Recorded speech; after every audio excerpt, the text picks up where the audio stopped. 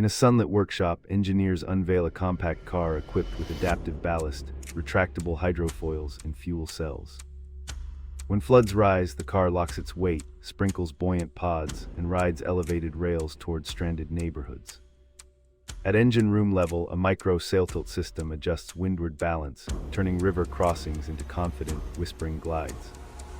The team records every test, mapping performance gains against traditional fire trucks, proving safety margins can expand without sacrificing reliability.